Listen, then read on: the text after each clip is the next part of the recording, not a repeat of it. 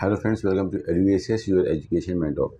सो friends, आज के session में हम बात करेंगे एमसीसी के राउंड 3 के बारे में और राउंड 4 के बारे में। उसके रूल्स एंड रेगुलेशन क्या रहेंगे, किस हिसाब से स्टूडेंट को जो मेजर पॉइंट्स हैं उनके ऊपर ध्यान देना है और कट ऑफ का ट्रेंड कैसे जा सकता है गवर्नमेंट मेडिकल कॉलेज में और प्राइवेट मेडिकल कॉलेज में जो बच्चे पार्टिसिपेट करने जा रहे हैं एमसीसी के राउंड नंबर 3 में डीम्ड यूनिवर्सिटीज़ के अंदर और गवर्नमेंट मेडिकल कॉलेज के अंदर अपनी कैटेगरीज़ के हिसाब से क्या कट ऑफ का ट्रेंड जाएगा और किन विशेष चीज़ों का ध्यान रखना है। तो मॉपअप राउंड सबसे पहले किन किन बच्चों के लिए मॉपअप राउंड बेसिकली सभी बच्चों के लिए जो अपनी सीट से सेटिस्फाइड हो चुके हैं। राउंड 1 में जो सीटें मिली थी गवर्नमेंट के अंदर या डीम के अंदर या राउंड 2 के अंदर आपको जो सीटें मिली थी उसमें आपने ज्वाइन कर ली और अपनी सीट से सेटिस्फाइड हैं, आगे काउंसलिंग नहीं करना चाहते हैं तो ही उस कंडीशन में मॉपअप राउंड आप लोगों के लिए है। बट अगर कोई अपनी सीट से अनसेटिस्फाइड है, वो और ज़्यादा ट्राई करना चाहता है, अपनी सीट को और बेटरमेंट करना चाहता है तो हर बच्चा मॉपअप राउंड में आ सकता है। बस सबके लिए अलग अलग रूल रहेंगे। एमसीसी ने वैसे अपनी वेबसाइट के ऊपर निकाला भी था कि अभी सेकेंड राउंड में सीट जब रिज़ल्ट आया है तो उसके बाद 22 तारीख को ये नोटिस था कि जो सेकेंड राउंड का रिज़ल्ट आया है, जिन बच्चों को फर्स्ट राउंड में सीट मिली थी सेकेंड राउंड में सीट अपग्रेड नहीं हुई है उनको रिज़ाइन करना है तो वो रिज़ाइन कर सकते हो, उनसे कोई भी पेनल्टी चार्ज नहीं करी जाएगी। जिन बच्चों ने रिज़ाइन कर दिया अब वो अगर दोबारा से आना चाहते हैं तो दोबारा से वो सिर्फ फॉर्म को फिल करके आ सकते हैं।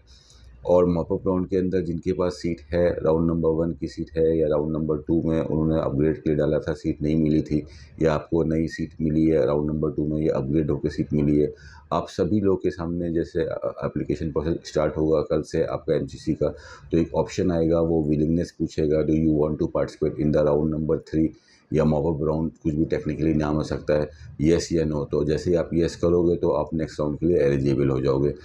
और उसके बाद क्या करना है, फ्रेश चॉइस फिलिंग करनी है। जो पहले आपने चॉइस फिलिंग करी थी अगर, तो वो नल एंड वॉइड हो जाएंगी। और अगर आप डीम कॉलेज के लिए चॉइस फिलिंग कर रहे हैं तो फिर दोबारा से चॉइस फिलिंग करेंगे, अपनी चॉइस को सेट करेंगे। गवर्नमेंट मेडिकल कॉलेज के लिए चॉइस फिलिंग करें तो दोबारा से अपनी चॉइस फिलिंग करेंगे। या एनआरआई कोटा से आप चॉइस फिलिंग कर रहे हो प्राइवेट मेडिकल कॉलेज की तो आप एनआरआई कोटा से भी दोबारा से चॉइस फिलिंग करेंगे। जो एनआरआई कोटा में आप चॉइसेस को क्लब कर सकते हो, मैनेजमेंट कोटा की सीटों को और एनआरआई कोटा की सीटों को साथ में लगा सकते हो।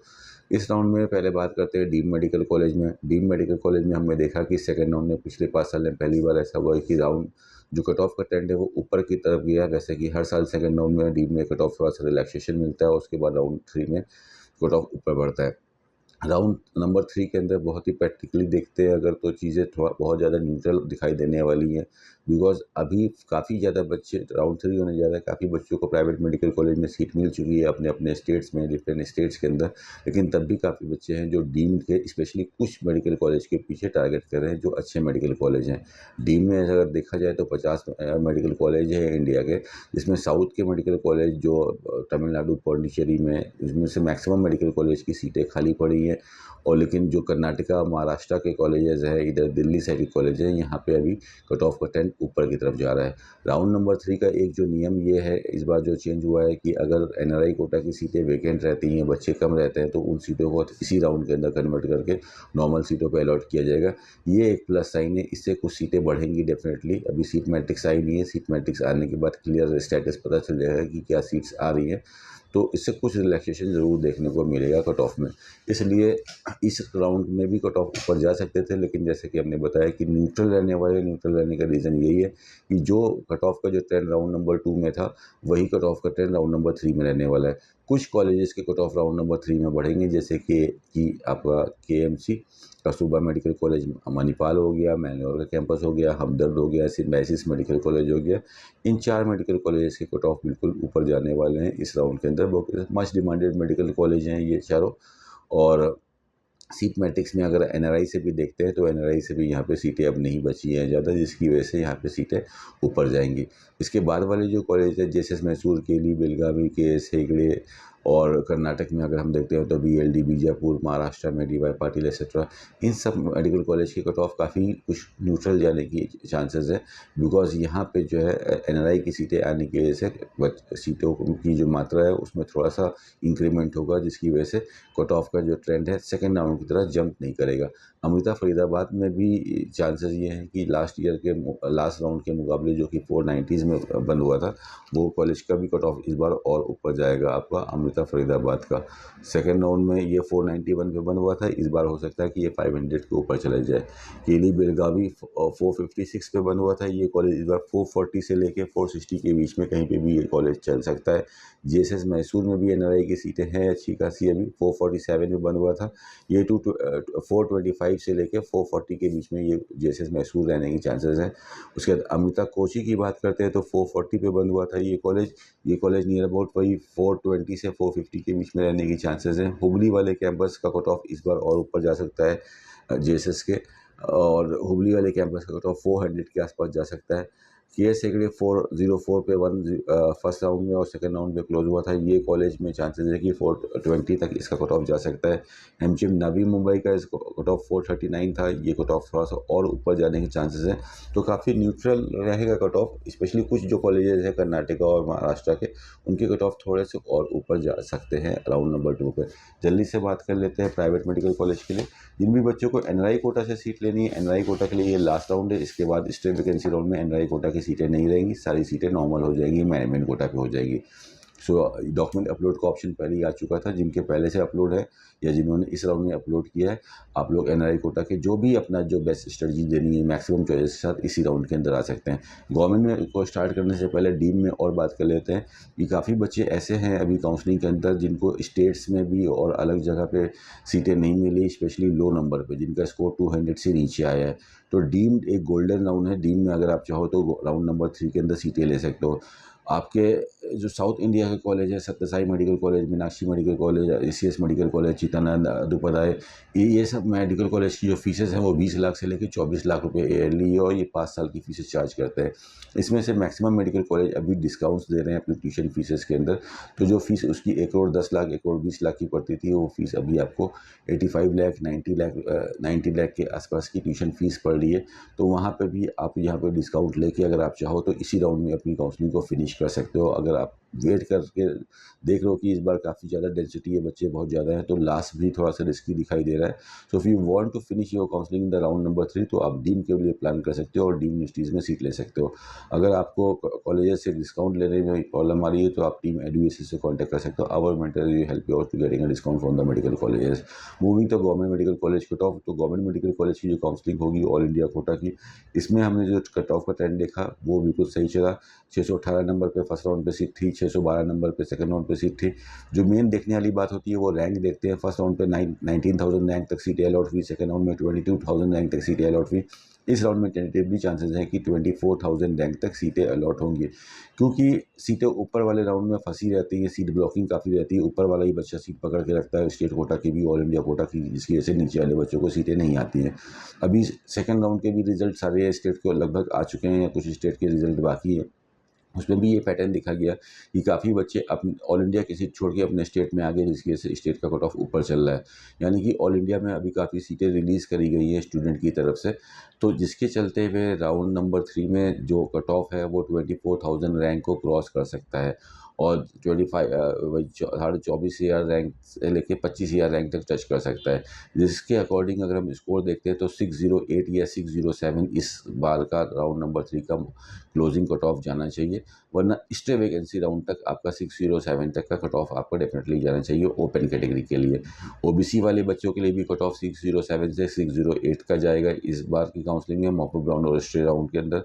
ईडब्ल्यूएस का जो ट्रेंड चल रहा है उसमें अगर हम देखते हैं तो 605 से 606 नंबर तक सीटें अलॉट होंगी लास्ट तक, और एससी कैटेगरी में 476 से 478 तक और एसटी कैटेगरी में 450 नंबर्स तक ऑल इंडिया कोटा में गवर्नमेंट मेडिकल कॉलेज का अलॉटमेंट हो सकता है। इसके बाद जो पीएच कैटेगरीज है, पीएच में जस्ट क्वालिफाइड वाले बच्चों को भी सीटें मिलेंगी। फिर अभी जो स्पेशल जो कुछ की पॉइंट्स हैं वो ये हैं कि जिन बच्चों के पास राउंड नंबर 2 के अंदर सीटें हैं ऑलरेडी, वो अपग्रेड करके राउंड नंबर 3 में दोबारा से सीट ले सकते हैं। जैसे ही आपको राउंड नंबर 3 की अपग्रेडेड सीट मिलेगी, आपकी राउंड नंबर 2 की सीट ऑटोमेटिकली कैंसिल हो जाएगी और राउंड 3 की सीट आपकी फाइनल सीट होगी, जिसको आपको ज्वाइन ही करना रहेगा।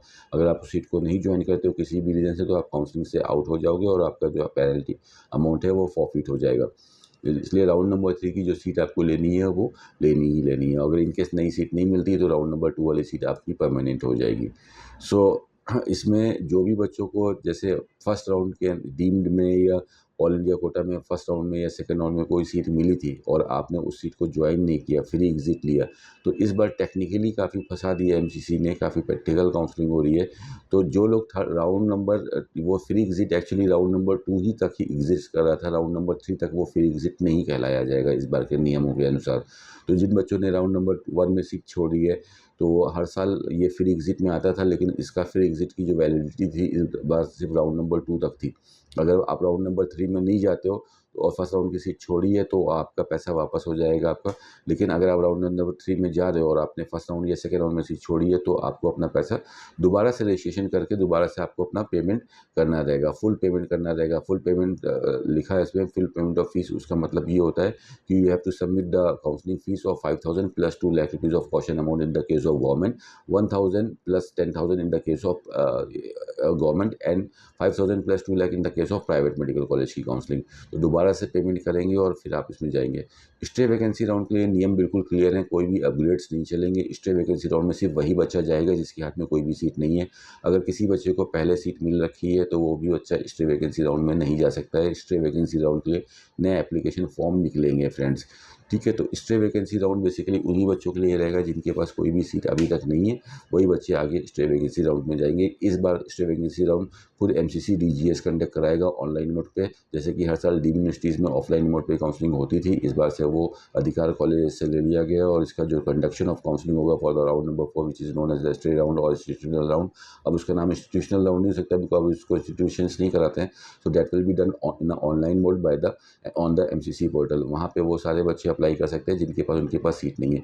If somebody is having a seat in his hand in the state counselling और इन द एमसीसी काउंसलिंग, कोई भी सीट अगर आपके पास है तो टेक्निकली आप राउंड नंबर 4 यानी कि स्टे वैकेंसी राउंड में रजिस्ट्रेशन नहीं कर पाओगे, बिकॉज नियम के अनुसार वही बच्चे काउंसलिंग कर सकते हैं those who are not having any seat in their hand at that moment friends. तो ये छोटी छोटी सी चीज़ें हैं, इसके अनुसार आप काउंसलिंग करें। अगर आपके पास ऑलरेडी सीट है और बेटरमेंट ऑफ सीट के लिए जा रहे हो गवर्नमेंट मेडिकल कॉलेज के अंदर या प्राइवेट मेडिकल कॉलेज के अंदर, तो अपनी को चॉइस फिलिंग के ऊपर बहुत ही ध्यान रखना है। बेटरमेंट ऑफ सीट तो होनी चाहिए, लेकिन ये आपके लिए लास्ट राउंड है, इसके बाद आप ट्राई नहीं कर सकते हो। तो you have to give your best shot in this choice filling process. जो भी आप कॉलेज की हायरार्की लगा रहे हो उसकी डेप्थ वहाँ तक होनी चाहिए जहाँ पे आपको सीट मिल जाए। और अभी तक इस काउंसलिंग में जिस भी बच्चों ने काउंसलिंग नहीं करी है एमसीसी के पोर्टल के ऊपर राउंड नंबर 1 में या 2 में, चाहे आप डीम्ड हो चाहे गवर्नमेंट है, तो आप नया फ्रेश रजिस्ट्रेशन करके आप भी आके काउंसलिंग करा सकते हो और अपनी जो चॉइसेस आप अपने स्कोर के हिसाब से डाल के अपनी सीटों का अलॉटमेंट ले सकते हो फ्रेंड। चॉइस फिलिंग में अगर आपको प्रॉब्लम आ रही है तो आप टीम एडमिशन से कांटेक्ट कर सकते हो for the best choice filling, जिससे कि आपको सीट 100% मिल ही जाए फ्रेंड्स। और ये 2 नियम रहेंगे, यानी कि कोई नया बच्चा आएगा यानी पुराना बच्चा उसके पास सीट होगी वो अपग्रेड कर सकता है, या ऐसा भी हो सकता है कि जो पुराना बच्चा हो और उसने अभी तक सीट नहीं मिली है कोई भी आपको, तो भी आप यहाँ पे तो आपको दोबारा से कोई पेमेंट नहीं करना है, आपको सिर्फ चॉइस एक्सरसाइज करनी है यानी कि चॉइस फिलिंग करनी है और चॉइस फिलिंग के बिहाफ पे आपको सीट मिलेगी। कई लोग चॉइस फिलिंग में गलती करते हैं कि ये कॉलेज मिलने की संभावना नहीं है, ये कॉलेज मिलने की संभावना है तो इसको पहले डाल दे तो हो सकता है पहले मिल जाए। ये सब चीज़ें मिथ है। टेक्निकली जो पॉइंट है वो है कि जो आपकी चॉइस फिलिंग की जो हायरार्की होती है 1 2 3 4 5 6 7 8 9 10, उसमें से चॉइस नंबर 1 जो आप ऑप्ट करते हो, जो सर्वर जो टेक्निकली इसको जो चेकआउट करता है वो किस पैटर्न से करता है कि वो चॉइस नंबर 1 पे आएगा, चेक करेगा, अगर एक भी सीट होगी तो वहीं पे अलॉटेड लिख देगा, चॉइस नंबर 2 और सो ऑन को वो चेक ही नहीं करेगा। चॉइस नंबर मूव पे 2 पे वो तभी उसी कंडीशन में मूव करेगा जब आपकी चॉइस नंबर 1 पे कोई भी सीट बची नहीं है। उसी तरह चॉइस नंबर 3 पे तभी वो जाएगा जब फर्स्ट और सेकंड कॉलेज में कोई भी सीट बची नहीं है आपकी रैंक के ऊपर। तो आपका जो चॉइसेस जो बनाते हो उसके जो चार्ट रहता है, जो हायरार्की रहती है अप से लेके डाउन तक, उसमें क्वालिटी ऑफ एजुकेशन के हिसाब से जो आपके बेस्ट कॉलेज है उन्हीं को ऊपर रहना चाहिए। इट डजंट मेक सेंस कि अगर आपने नीचे वाले कॉलेज को ऊपर कर दिया, because you are not competing with anyone at that moment. जब आपकी चॉइस फिलिंग होती है, जब आपकी काउंसलिंग होती है, उस समय टेक्निकली अगर आप देखते हैं तो एक ही बच्चे की काउंसलिंग होती है एक ही टाइम के ऊपर, 2 बच्चों की काउंसलिंग नहीं होती है। आपसे पहले वाली रैंक का काउंसलिंग हो गई, उसका अलॉटमेंट हो गया या नॉन अलॉटमेंट हो गया, उसकी ही बाद ही सर्वर आपके ऊपर आता है। सो एक बार में एक ही बच्चे की चॉइस फिलिंग होती है, तो आपका कंपटीशन आप ही से होता है। आपकी चॉइस फिलिंग में स्मार्टनेस होनी चाहिए, उसके बेस पे ही आपको सीट अलॉट होगी फ्रेंड। तो this is all for today. और द मॉपअप राउंड के लिए आप प्रिपेयर रहिए, कल से स्टार्ट होगा, कल फेस्टिवल का दिन है हमारे देश के अंदर, तो काफ़ी लोग, अगर आप चाहो तो अभी टाइम है, फर्स्ट से भी आप इस एक्टिविटी को स्टार्ट कर सकते हो। विलिंगनेस देना नहीं भूलना है friend, willingness is the important point. अगर आपको राउंड नंबर 3 पे जाना है तो येस का बटन दबाना जरूरी है, गलती से अगर नो दबा दिया तो सारा खेल खराब हो जाएगा। सो बी रिलैक्स माइंड के साथ आप इस काउंसलिंग में आगे बढ़ें और we are giving you all the very best, ये आपको बेस्ट से बेस्ट सीट मिले और आप सीट लेके निकले। अगर इसके बाद भी अगर if you are finding any problem, आपको सीट नहीं मिल रही है, कम फीस वाले कॉलेज को आप ढूंढ रहे हो या आप कॉलेजेस में डिस्काउंट्स के लिए ट्राई कर रहे हो, सो उस कंडीशन में आप टीम एडुकेशन से कॉन्टैक्ट कर सकते हो। We are help to help you out so that you can get the best seat on the your score from the counseling activity itself. And thank you so much for watching us. All the very best for your counseling activities. And thank you.